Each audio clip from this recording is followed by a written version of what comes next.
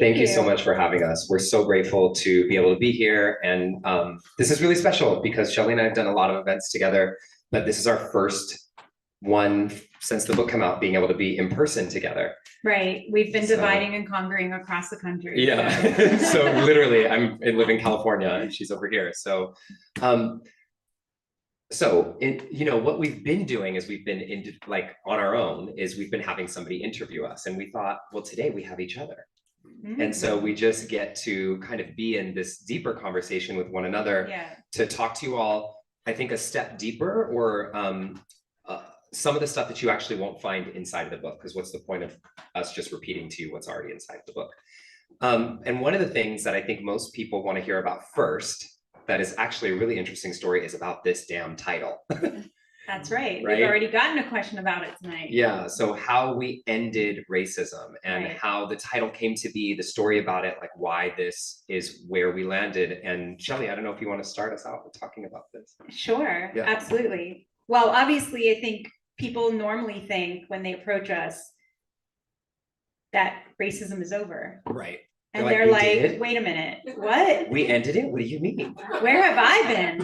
Are you living in an ulterior universe? Yeah. Alternative universe. Welcome. So Justin and I were part of the Garrison Institute Fellowship up in Garrison, New York, which is a center for contemplative practice. And we were part of this fellowship for 2 years with 11 other people. And one of the things that we were challenged to do in that fellowship was to ask big questions, like huge questions that seem unanswerable. Yeah. And so Justin, while at Esalen in California, probably soaking in the baths. Literally was soaking in the hot springs. I was soaking in a hot spring when this happened. Was starting to think about these questions, like what question could we possibly ask? And we were supposed to individually work on these projects, by the way.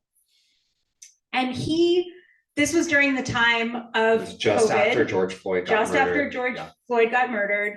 And all of these books came out and or suddenly were popular, books that had been out for a long time, like, about anti-racism, and Caste by Isabel Wilkerson's came out, and so many other really, really important books about Black history and about anti-racism and the work that we need to be doing, abolitionist work we need to be doing. And, I think all of us engaged, if you're here tonight, you probably were engaging in the rhetoric, you were engaging in the work, hopefully you were reading, you were watching what was happening in the world, and hopefully even out there, protesting and being a part of the movement. But what we realized as we were doing that as well was, and this was the epiphany that Justin had in the baths, was that, every single thing that we're reading speaks about how we need to fix racism, or how racism can, we can ameliorate it in some way and make it better. Or make it better. Yeah. Right. And Justin's question was like, what does better racism even look like? Like, what's that makes no sense. Fixed racism, healed racism. Like, even if we did that, I don't want that either. Right. And so digging a little bit deeper, looking at our civil rights leaders, even, or going all the way, back before that, like reading the works of people like Frederick Douglass, for example. You read this, there's this notion that this work will continue. It is every generation's responsibility to continue this work. That's a direct quote we use in the book from John Lewis, that every generation has to continue the work of the previous generation. And we find that to be really depressing because there's no finish line. So what are we doing the work for? Like, if we're just going to continue to do this work, but there's actually no finish line that we're all trying to get to together, then this is just going to be in perpetuity, forever and ever, for eternity. And so the question that Justin kind of came up with and then called me about and was like, am I crazy? And I was like, I think you spent too much time in the bath. You did, actually. I don't know what else you were doing at Esalen, but. So he was like, can we end racism? Like, is that even a possibility? Maybe that's the question. And so we lobbied to be able to do this work together because we thought it would be so powerful to have a white presenting woman who is straight and a mom and a Gen Xer with a millennial queer Black, We're, on paper, we are so different. We should never know each other on paper. Never. Yeah.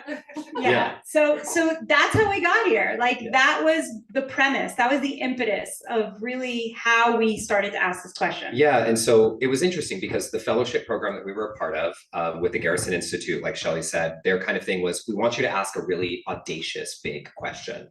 And like Shelly said, I went on the Zoom call with the whole fellowship and I was like, Shelly, I cannot say this. Like, and I was like, okay, well, my question I think is going to be, can racism end? I like almost didn't even want to say it out loud because I was like, this is so silly. So I just want you all to know, we didn't come into this like, we're going to let people know that racism can end. Like that was not our mission. We had no thought of writing a book. We had both just finished doing our first books, which came out during the pandemic. So it was a hot mess. And so we had no intention on writing anything, doing anything. We just said, you know what? Let's ask this question. And what the fellowship did is it armed us with, the whole purpose of it is it armed us with the ability to answer whatever question we were asking. And so with neuroscientists, anthropologists, psychotherapists, psychologists, I mean, everything across the board to look at first from a scientific perspective, can racism end? Is this, even from as much as we can understand about what we know about science today, both individually and collectively, about the brain, everything, is it possible? And the first kind of hump that we got over, that we were kind of like, oh shit, okay. Every form of science says, absolutely, this can end. There's no reason this has to exist. In fact, it hasn't even existed that long in the scale of human history. We can't imagine the world without it because we're swimming inside of it. But, inside of the book, we talk deeply about the larger concept that racism exists inside of, called othering, right? Which is part of what we call the human condition. But humans don't other based upon who has long hair or short hair, right? Humans don't other, in the way that we're doing around race, right? And so there's so many differences that we have. And so this concept of othering based upon race, first, science says, absolutely it can end. And the second thing that was fascinating to us to learn was that there's nothing new that the world needs to create, invent, or learn, or research for us to end it. We actually already have everything at our disposal. It's all right here. All of the knowledge is here now. All the tools. And that was a unique thing because 60 years ago, we would have not been in the position to say we have all the knowledge we need. But now there are, like we said, New York Times bestselling books, research institutions that have been around for, at least a decade, researching this at colleges, studying DNA. Race. Yeah, exactly. And all DNA, genetics. And we have so many things that we didn't have before to use in the direction of ending it. And so all of that happened. And then Shelly and I took what we learned, because I think the thing that really unites us, we can talk about how we met later if people care to know that. But the thing that really unites us is we both get really irritated, and our peers will tell you this, by Shelly's husband's like shaking his head, like, yes, they get really irritated about a lot of things. But we particularly get really irritated by people who like to just pontificate and talk about things and don't do anything with it. Oh my God. Yes. And we deal with this a lot in our field. Like, people want to talk about and debate about and philosophize about, but it's like, okay, well, now what are you going to do? Yeah, right? Like, get off your butt. Don't just write about it. Don't just talk about it. Like, go do something. Yeah. And so the end of it is, we were in the fellowship and we were like, we just feel like we got all this knowledge, and what a waste to like know everything that we know now and not give this to people. So we put together an online program during the pandemic called the Liberation Experience. And we had many hundreds of people from all over the world, from many different countries, conservative, liberal, independent, every different type of background. Susie was a part of it. Yeah. And I mean, age ranges 17 to 86. I mean, it was a huge thing, and we got it independently studied.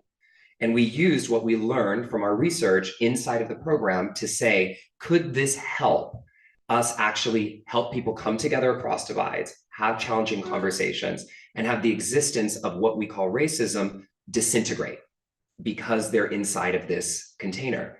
And the researchers researched people when they started the program, in the middle of the program, 90 days after the program, 60 days after, 6 months after the program.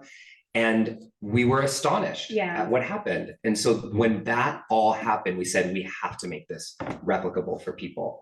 And this is why we decided to write the book, which we still haven't told you about the title. Well, yeah. So how we ended racism, actually, we'll tell you how we came up with it, but first we'll tell you what it means. So how we ended racism is an invitation. It's an invitation to stand in the future, looking back to today. So we're not saying we're standing in the present moment and we're telling you how we ended racism, but rather that we're standing 50 years in the future. We want you to imagine this. We want you to invite you into that truth, that reality. 50 years into the future, racism is over. And you're asking the question, what conditions needed to arise in humanity to make this true? And who did I need to become as an individual to be able to invite that possibility in, right? So those are the two big questions of the book. Those are the two premises. And so when we talk about, those conditions, that's how we structured the book. The 8 pillars of possibility, the 8 conditions that need to rise. And certainly we talk about the fact that there are many other conditions that may need to arise as well, but these are the ones that we feel are paramount, that they're like non-negotiables. They have to exist in order for us to cross that finish line together, but that it is possible to get there. So let's define who we are. So this was a big thing you all should have seen. So we decided on the title, we sent it to our agents, and then they sent it to the people, and we get this phone call. Oh, from my bless her soul, as Southerners like to say. Bless her heart. Bless her heart. My very white agent who has white fragility issues, as many people do, and was like, this is going to be the end of your career. You can't say this. You can't say this. It's going to be over. People are going to be protesting. Do you understand what this is going to do? And I freaked out. Yeah. I called Justin. I was like, Justin, I think we need to rethink this title. This is nuts. What are we doing? And you're going to be totally canceled by every Black person in this. Yeah. Right. And so we went down a really terrible 2-month rabbit hole trying to change the title of the book. Yeah. And the book would not let us change the title. Yeah. It just wasn't happening. Well, then we were we got together in person at the Garrison again. Yeah. And we were on a hike together, and we just sat on a bench looking over, I don't know, the Hudson. What is it? Who knows? Yeah, some water. Some water that isn't clear. No offense, New Yorkers out there.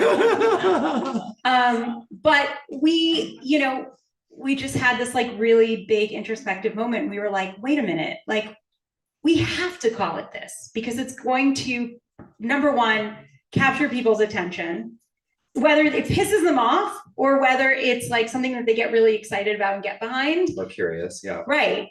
Either way, it's a good thing, because it'll force them to pick up the book and either say, who the hell do these people think they are? Or, oh my gosh, I love these people. This is so great. We need to read this book. And so we finally realized that that's the whole point, is to invite people into something bigger, and that we want to help change the conversations that we're actually having. And that what we realized more than anything, for me, really, this is something that, we talk about all the time, is that all of the books that we've been reading and the #1 New York Times bestselling books, et cetera, again, so important. We're not discounting them. We're not saying don't read them. But what we realized, especially because both of us do a lot of work with corporations and in the diversity, equity, and inclusion space, is that many of those programs people had so many high hopes for them, that they would change the culture within a company if you're forced to take a course for 1 hour, or even for 5 hours, or for 8 hours, what have you. And what we realized is that a lot of this work isn't landing because people haven't done the inner work first. Right. And that if we don't do the prerequisite to anti-racism work won't work. It won't stick. Yeah. And, you know, the thing that is not, thank goodness, I mean, when we were writing this, it felt controversial, but I think people actually get it now, is we talk about this in the book, is we don't actually believe in this word anti-racism work is actually like, that's not like, it is, the language is really important. And this is a part of what we learned in our research, like what the language activates in people. And to be a lifelong anti-racist, that means you always have to have racism. Because if you don't have racism, then you don't have anything to be fighting or be anti. And so our book and our approach and what we took, and again, this is from a scientific perspective, right? Of what actually creates the motivation for people to change and for cultures to want to move forward, is we have to, instead of talking about just what we're fighting against, we have to create a future that's worth fighting for. And we're not spending enough time there. We're not spending enough time in our conversations around race and DEI and inclusion, actually talking about the future of what we want to create. We're talking about a lot about the past, and we're not saying the past isn't important. We go into the past deeply in the book, but you don't move forward by constantly looking in the rearview mirror. Right. You don't. And so what is the future? What is the Black future? What is the future of equality? What is post-racism? What is post-DEI? What are we walking toward? And this is really what we try to get people to do in this book, and what we wanted to introduce into the conversation in a meaningful way was, what is this that we're creating together? Because what we found in our work is when you ask people, talk to me about all the problems related to race or racism in the world. I mean, you can just go off. And we say, close your eyes and imagine a world without it. It's really hard for people to even think what that would even look like. And so if we don't even have any understanding, and this is science, any understanding to even be able to imagine where we're going, we're never going to get there. Right. Because we have no idea where we're going. And so this we concept, I think, can I read this? Is that okay? Do you want to do this together? Yeah, we can do it together. I just want to say one more thing, go. because I think it's important to also express that there's so many other things happening in the world today that are steeped and rooted in racism. I mean, there's obviously something very personal in my life right now is what's happening in the Middle East.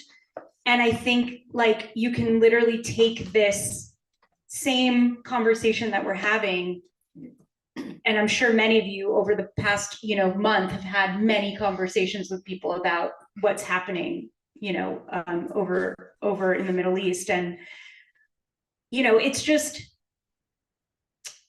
it's frustrating because when you talk to people, it's like they want to talk about the history, and they want to talk about, yes, of course, we should be talking about what's happening presently and the atrocities and everything, the tragedy. But again, we're doomed to repeat that history, because when you ask people, like, where do we go from here? What does the future look like in that region? Nobody has the answer. Nobody's taken the time to, like, really in a tangible way, besides saying there's going to be peace, imagine what that looks like. And I think that's part of the problem. And so I just want to invite you into that possibility that when you're thinking about these kind of huge insurmountable problems that are happening in the world, the format of the book really can be overlaid across so many other issues that are happening. Yeah. So we'll read this introduction. This actually we wrote sitting together on that bench that Shelly was telling you about in Garrison, New York, when we kind of redecided. And that day we reached out to our publisher. We said, this is the title. We're done.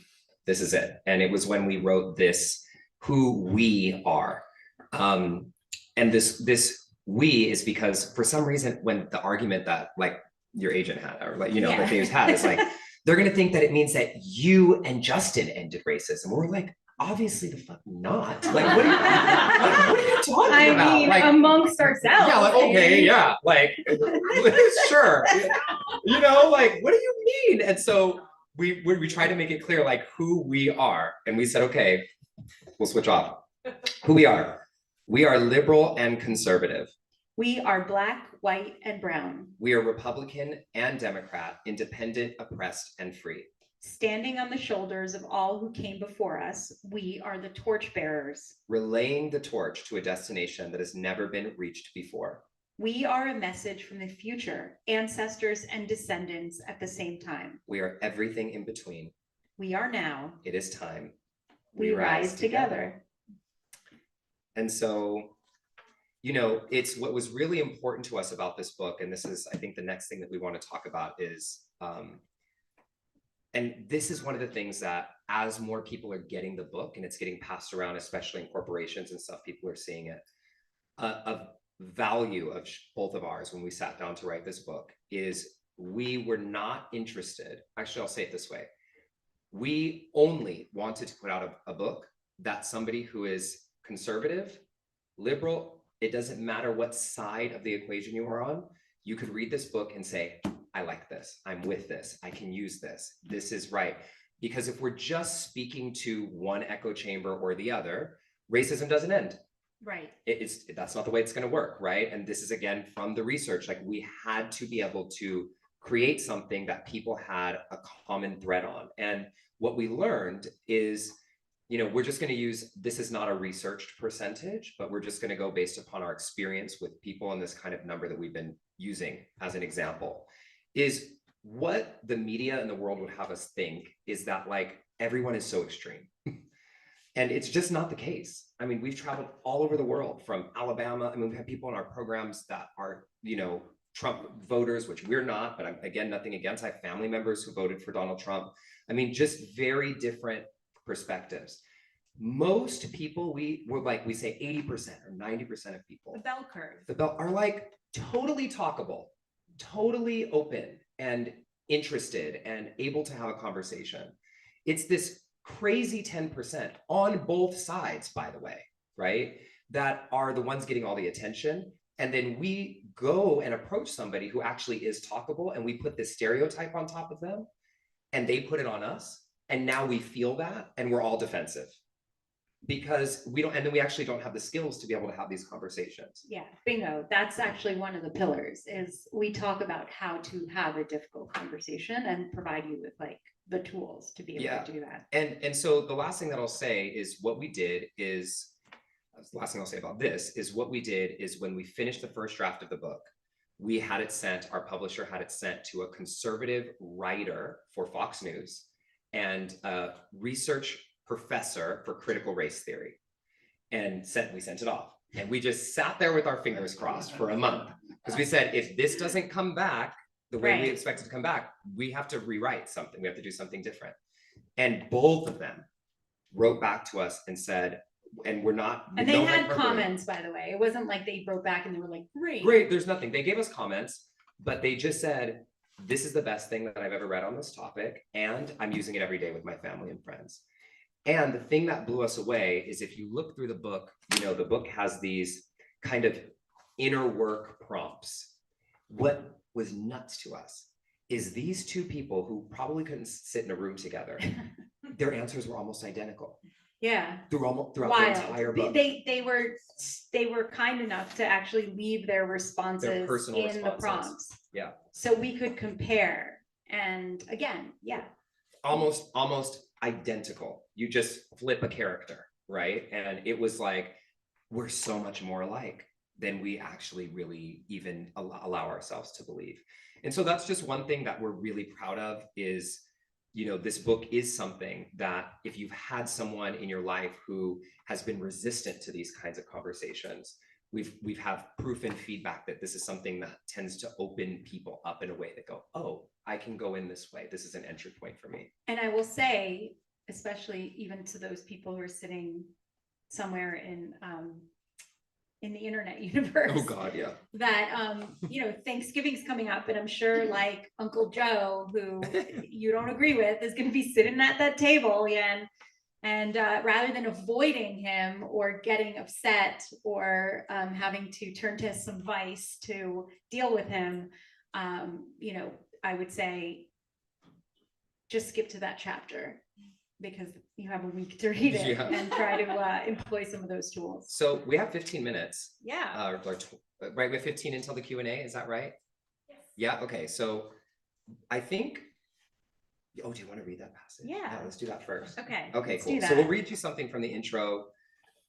And then I think we wanted to talk about like one of the pillars with you to give you some kind of a practical conversation to maybe have something to really deeply understand from the book, but obviously you can Sure. read it. All right. So I'll read this one and then you read It's the on next page. page. Yeah, okay, cool. So a metaphor we often like to use in our workshops, which is from Isabel Wilkerson's book, Cast, is that living with racism is like inheriting an old house.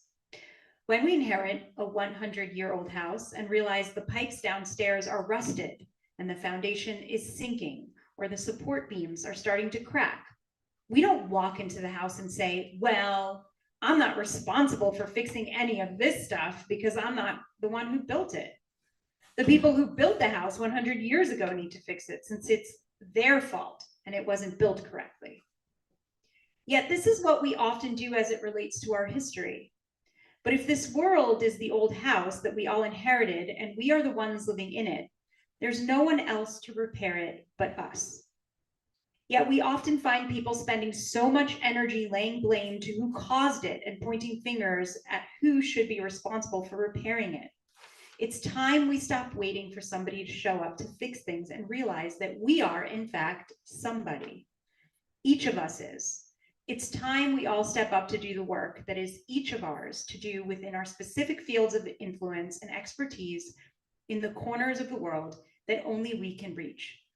If you've already been stepping up, we hope this book supports you to make an even bigger and more significant impact. Wherever you are along your journey, if you picked up the book, we know you already are. And now this is on page 6.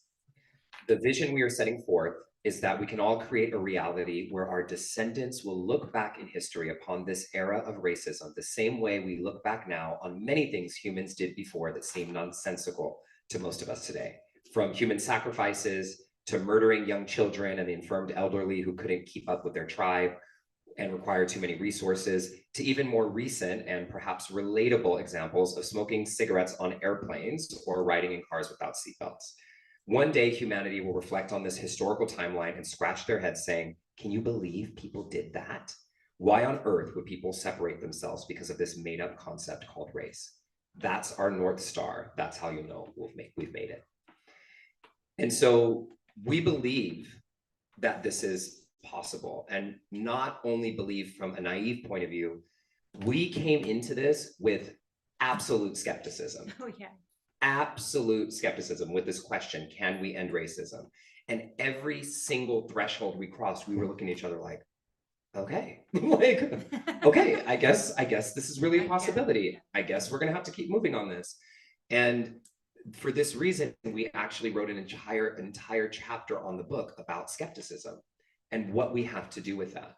Like, what do we have to do with, the idea that we feel like, I'm just opening some of them up, like racism can never end, or it's going to take too long, or not in our lifetime. Yeah, or, oh yeah, maybe it could, but it won't because those people will never change. Those people over there will never change. Or, we don't know how to end it. And one of the examples we give in the book, we talk about like kind of the main skepticism things that came up for us and come up for many of the people who worked in our program. This real change takes a long time thing is so fascinating. We chronicled many things in the book that were like massive moments in history that changed the trajectory of the world and how long they took to occur. And one of the ones that I want to call out to you that is most similar to what we're talking about here is apartheid in South Africa. And so apartheid in South Africa, from its first moment of almost existing until Nelson Mandela being freed and apartheid ending, was 38 years. The whole thing, right? And so when we talk about a generation, we think of a generation, or what a generation is called, is somewhere between 25 and 30 years. And we're already at a point where, again, we have the research, we have the books, we have the knowledge, we have the leaders, we have all of these things. to be able to be at a starting line that we've never been at before. So what are we missing? Well, we're missing the 8 pillars. Agency. Agency, yes. Right? Yeah. We need to have the agency to actually want to use all of these tools that exist. And in order to be able to even have the will or the power to be able to have the agency, we need to do the inner work. And so we spend the first 4 pillars that we talk about in the book are really focused on that inner work before we sort of emerge to the outer. I think most people are very eager to always get out and do the outer work first. Yeah, people are always going, well, what do I say? What do I do? And what we learned in our research is your doing doesn't do anything in the long term, and what you say doesn't create the impact you want it to have if you actually haven't first become a different person who's ready, like the energy that's inside of what you're doing. And you know, not in a woo-woo way. Not in a woo-woo way. Yeah. But it's really like, am I ready to receive this world that I'm saying that I want? If I'm like to really go to it, and we give clear examples and stories in the book. As a Black man, for me to say, I want to live in a world without racism, and I know a white person who was racist, who then did work on themselves, like really did, and shifted and changed. What do I have to do to be ready to shift how I'm responding to them? Mm-hmm. What do I have to do to be ready to forgive, to not react, but respond, to be in relationship to a shifting world where if racism is changing, what do I have to do as a person who is white, who is experiencing a person of color who's in a lot of trauma about race? And how do I have to be in that space to not just be silent and be quiet because it's not about me? No, how do I show up in the space that's actually creating and generating this future that we're talking about, that creates more trust in this situation, that helps disarm this person's trauma response in a way that's responsible for generating the future that we actually want? And so this is the inner work that we mean, is like, who do you have to become to be ready to be a person who's actually ready to receive a world without racism? And we go throughout the entire book. Yeah.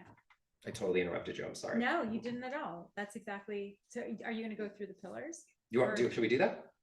Do you guys want us to do that? No, we only have 5 minutes. So okay, I think, so let's talk about then the most important, yeah, the let's last talk about pillar. that. Well, and let's, as we're setting up the pillars, because you can read the pillars, if we just Yeah. kind of speed through the pillars, it would be Well, let's talk about 2 things. Yeah. I think that it's important to get to. The Yeah. first is, you may have noticed that our forward and cover blurb are written by husband and wife Martin Luther King III. You may have heard of his father, and or maybe not, and Andrea Waters King, who have been an incredible friends personally in my life.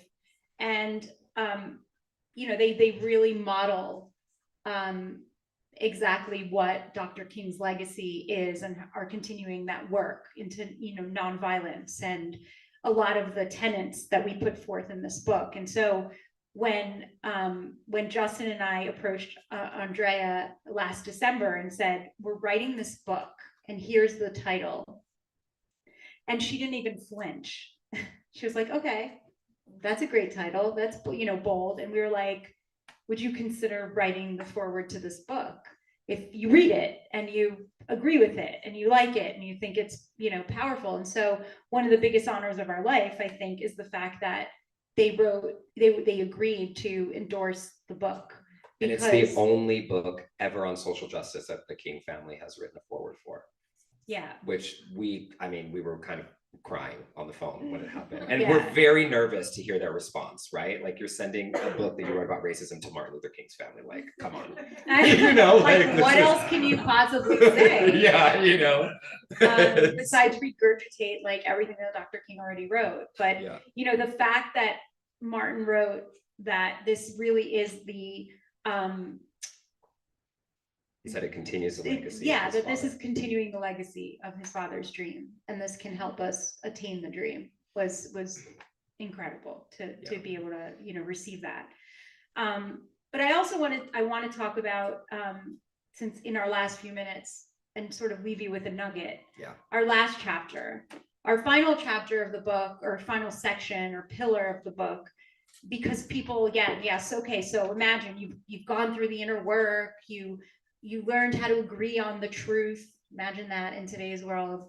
You learned how to, heal your trauma, intergenerational trauma. You did deep shadow work, and kind of, are able to really look in the mirror and like see all the cracks and everything and accept them and heal that. And you learned how to have difficult conversations. You did all the things. And now you're like ready. Hold on. I'm gonna put one plug, because this is my favorite part of the book. If we had like another hour with you to do like a little workshop, one of the things that people don't realize, because you have to kind of scroll through, is we literally have like, do y'all remember Mad Libs? Yeah. Like fill in the blanks. Yeah. We created, they sell them at the bookstore here. Yeah, we created actual fill in the blank prompts for asking for forgiveness, offering forgiveness, having a conversation with somebody across a divide, how to call someone forward instead of calling them out, like that have been tested with tons of people and examples. So we give people like and case studies and a full script on how to do it, and a script to prepare yourself to do it before you do it, to kind of process your shit, before you go into the conversation. And so I think when you all get to these sections, because it's a little later in the book, we really did everything we could to make this not something that you were just reading and learning about, but that you could put into practical action in your life. Exactly. And then that leads to the last pillar. Right. So the last pillar, and I talk a little bit about this. Well, I talk a lot about this actually just in my work in general, is my my favorite mantra, which is a Buddhist proverb, which is tend to the area of the garden that you can reach. That we should each tend to the area of the garden that you can reach. And oftentimes people come up to me and come up to Justin and they say, this problem in the world is so big. I don't know what I could do about it. I'm so overwhelmed. I feel like I'm stuck, or I'm frozen, or I'm just devastated. And people are like just deer in headlights, and they don't know what they can do and where they can start. And so when you kind of come back and boil it down to, well, let me look at my garden.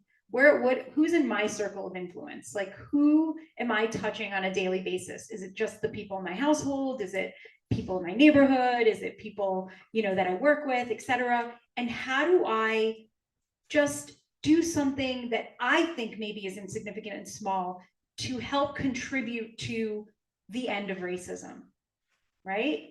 And you'll be surprised by the types of actions, the types of tending to the garden that case studies that we've given you in the books from real people that have gone through our retreats with us, our workshops, and the things that they started out as like these tiny little things that they thought were going to be insignificant, and what they've blossomed to, and the significance that they've been able to, the impact that they've been able to make or inspire other people to do the same thing within their communities. So, a lot of little things, a lot of little acts together create a movement. And so you just remember that, focus on that.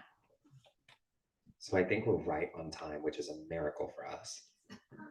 Wow. That Yeah, never happened. I know. So we'll start with the folks in the store. Cool. Raise your hand if you Anybody have a question? I have a comment. Yeah. Sure. Does a comment, yeah. Comment question. So I just want to say, like, what really is inspiring me about this book is that I feel like it's beyond just racism, the conversation. And what I mean by that is, it's having me think on a much bigger scale of all the broken parts in our society. So for me, what comes up is around healthcare, because this is a contrarian idea, as you outlined, of like even coming up with it and being like scared in a way of like bringing it out as an idea, even like, how dare I ask this question?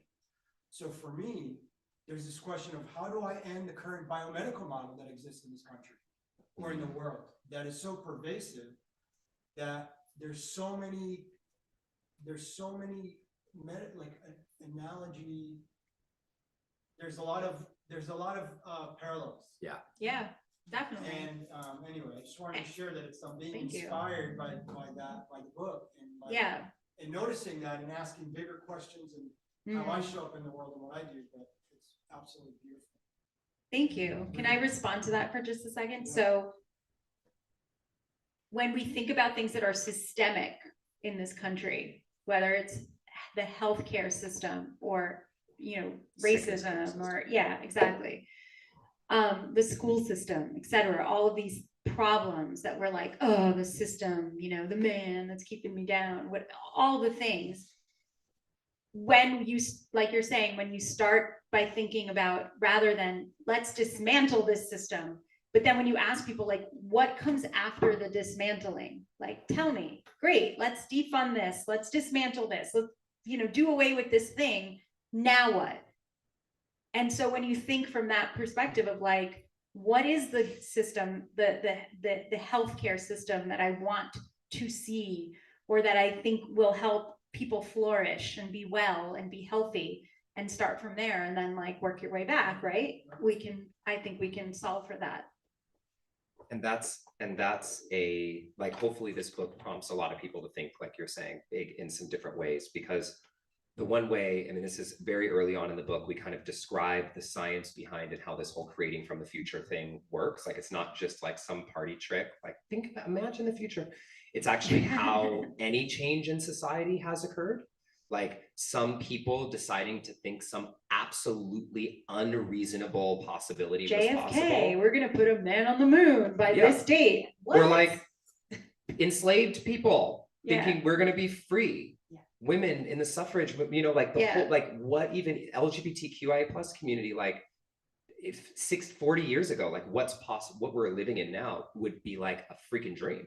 And it's not saying we don't have a long way to go in terms of more work to do, but it's saying it's because some people decided to go, this doesn't match anything that I'm seeing in my reality, but I know that there's more possible. And standing in that place, asking what did I do, brings you very different answers than standing in the middle of the problem, asking how do we fix this? How do we fix this is not generative, it's responding, versus how do I create this is a completely different position to be coming from and gives you completely different results. And so that's the vantage point that we came from. So yeah, ask it about anything. Our next one was the gentleman here. As you went through your presentation, I was thinking, who's the audience for this book? And it's so obvious the audience is everyone. But then I thought about, to me, a real critical audience. And I thought about high school students. I'm not talking about elite high schools, I'm talking about urban high schools, public high schools. And then I thought about Howard Zinn wrote this book, The People's History of America, and they did an annotation or revised version for students. And this is way ahead of things, way ahead. We're just starting, but I think, man, this book could get into public high school. Yeah. Because they're, we have a lot of elders here, and I'm an elder, and we've been through this stuff and, read all the books, and these people, they're fresh, they're eager. Yeah. They're bright. Yeah. Thank you. Thank you for that. I What's can your tell name? you. Curry, thank you, Curry. Thank you for that.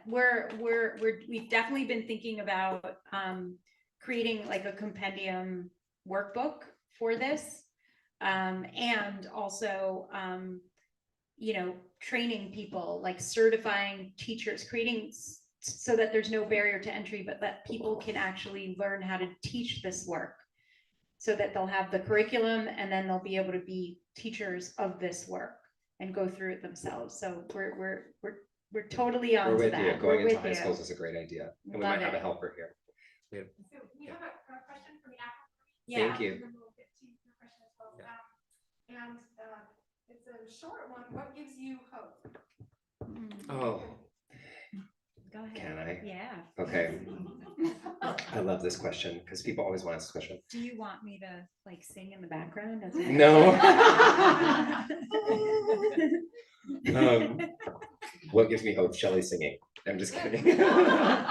No, I believe the children Oh my gosh. So somebody just actually, I was laughing because one of my friends said, I knew we were screwed when they started singing children are the future, because that means what the hell are the adults have already given up? They've given up already? Somebody said that, I was laughing. I said, dang, we're screwed, y'all. So we talk about this a little bit in the book. And I want to say that I don't actually feel a need to have hope in the way that I thought I did before. Because hope is fleeting. It's an emotion.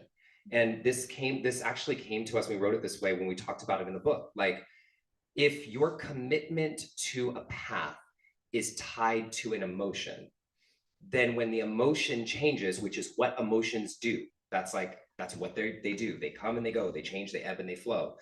Then you only want to end racism when you feel like it or when you have hope. And if you can only be ending racism when it's working or when you have hope, then it's never going to work, right? And so what we've gotten to and we talk about in the book is that your commitment to the path and your commitment to your work cannot be tied to an emotion like hope or joy or fear or anger or any of these kinds of things. Commitment only matters when you don't feel like it, right? And so, like, obviously you don't need to be committed when you're in the mood. You need commitment when you're not in the mood. Like, when you're committed to a diet, you only need to exercise your commitment when the chocolate cake is in front of you, right? That's when your commitment matters. Like, when you're eating a salad, you don't need commitment, right? And so this is why I talk about hope. I feel hope in a very different way. Like, I sometimes feel hopeless and it changes nothing for me now. I can go, oh, I'm just experiencing an emotion because of what I'm seeing in the world. But that doesn't matter, because maybe in a week or two, something positive will happen in the world and I'll have hope. And my commitment has to stay steady between all of that. And so this is the way I respond to that simple question. Great. Shelly? Me? Yeah, your response. I'm a naive person in general. My husband can attest.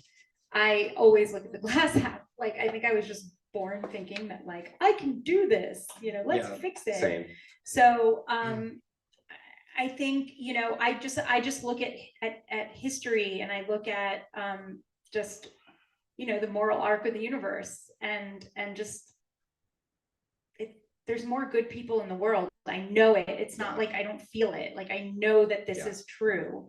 I know that there are more kind people and loving people and people that really just want the best for themselves and for their children and for their grandchildren. And so that gives me hope that the more proximity we can have with each other, the more we can learn how to have conversations, the more we know each other, the more we'll care about each other, and we won't want to hurt each other. So I have faith in humanity. I've never, ever lost faith in humanity, even with everything that's happening in the world.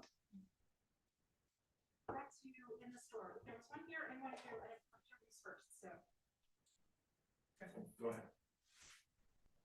Okay. Hi, I'm Jen.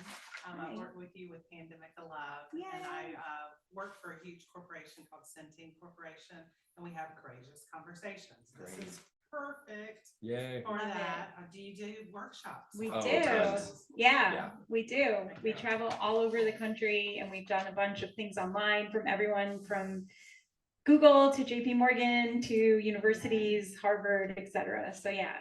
I'll be happy to talk. Awesome. Yeah. And I work with Asheville City Schools, and I actually spoke to them yesterday. I will buy a book for them and get it. Kids reading it. Thank you so Amazing. much, Jen. Thank That means you. a lot. Thank you. Thank you. We'd love to get kids reading this book. Thank you. Asheville City Schools. Great. Yeah. And I have to say, I mean, Asheville, of all the cities where something like this could start being in schools, this is the city. I mean, this is the first city that passed reparations. Reparations. Yeah. I mean, this is a pretty damn cool city, if you ask me. Yeah. I love this place. Yeah, for sure. Okay. I was going to say one more thing. I don't remember because I'm just having a senior moment. Oh, stop it. Gen X moment. Gen X moment. Yeah, we had a question there. Don't blame it on the senior. Yeah, don't give that to me. You just need a nap. No, that's cool. We had a It'll come question back. here. It'll come back. So that's the perfect lead up to sort of my question. A quick local context. I just finished a class called Building Bridges. There's an organization now called Building Bridges. Amazing. That's amazing. And they did a 9-week course on racism. It was over 100 people, I think. In the course. And it was very interesting. And it just finished up. And that goes on twice a year for those of you in Asheville. And one of the things like that, they touch on right toward the end of this class, right, is the reparations, and the commission and kind of what's going on here locally, politically in Asheville. And so my question about that, because it is, reparations is sort of a hot button issue, right? Relatively new, a bit divisive, right? If when it comes right down to it. And I wonder how you treated that. I haven't read the book yet. Can't wait to pick it up. But how did you work? Like, how do you look at the idea of reparations in the context of how you ended racism? Sure. Well, we address reparations and the concept of reparations in the chapter or the section, because there's many chapters in that section on forgiveness. And what is required in order for not just forgiveness to occur, but like the difference between forgiveness and atonement. And reparation, like making something right, having that energy exchange of some sort. And that it is incredibly important for there to be reparation, because there's a validation of an experience that somebody had. And that validation, a lot of times, it's interesting. I remember sitting with a friend of mine years ago. We were sitting at like a dinner conversation, and he was talking about this situation that he was having with his sister. And I said, well, did she apologize? And he said, no, I don't need an apology from her.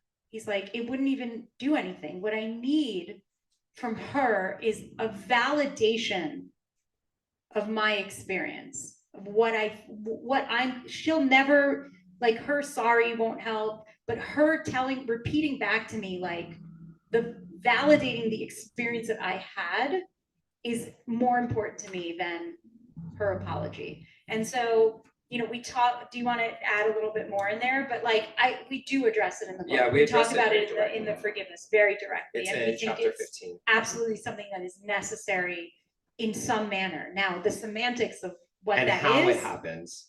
That's for conversations to happen. Again, across divides, building bridges. Let's have a conversation. What is required? How do you evaluate that, right? A reparation, what needs to be paid, how it needs to be paid, what system it needs to be paid into. Is it being paid into a system that is not working, right? Does the system need to be dismantled? And so there's so many nuances and different layers to it, but it is something that is absolutely warranted and needed. Yeah, and I think the only context that I'll add from the book that is hopefully the piece that you'll get from any conversation around the book, not just about reparations, is what we invite people into around this is the way that we have to, from what we learned about the science and people in our program, how they have to look at this concept to be able to actually create a meaningful conversation around it, to create a solution that is actually meaningful, because it's not like just cutting checks to every Black person in the United States is going to actually solve anything, like in the long term, because there's no repair in that. It's just something happens. And so what is the science of repair? What does that actually look like? And then what we hope happens is people who are experts in those fields can now understand this nuance and then use their expertise to create solutions. Not that Shelly and I are going to create the solution for reparations in the world. That's not what we do, right? But people who are in politics, we hope they can take this book and shift their thinking on who they are around politics and then make a difference in the political field. People who are teachers can make a difference in the education field. People who are parents can make a difference in their children's lives. Not that Shelly and I are going to answer all of your questions, but we're going to help shift who we're all being internally in the mindset structures that we have, so that our responses and actions can be more generative of the futures that we actually want. So hopefully that's helpful. Yeah. That brings us to the top of the hour. Great. Yeah, thank you. So great spots. And so just any final thoughts from you before we move on to We want to just thank everybody that came out in person, everybody online. Thank you so much. And please, share this book with people. Share this book with people, as many people as you can, because I think that our hope is that, this is not a book that is I mean, we hope that eventually it won't be needed. That we obviously that we believe we can reach the finish line, but our hope is that, you know, through word of mouth, especially, somebody reads the book and says, this is incredible, you need to read this, and just hands it to the next person and the next person and the next person. Yeah, I'll just end with saying thank you, Malaprops, for having us. This is such a gift to be able to be here in such an amazing city. We're so grateful. And, you know, the last thing is, if you look closely at the book cover, it's, you know, these kind of dark clouds of a storm with the sunrise rising through the letters is, you know, the design. And it's just to remind us that even when you can't see it, when the clouds are covering it, the sun is always shining right there. And so we just have to keep that no matter what the weather is. And remember that the sun is always shining, and that we each get to be shining that light through us with everybody that we're interacting with. So thank you all so much Thank you. for being here.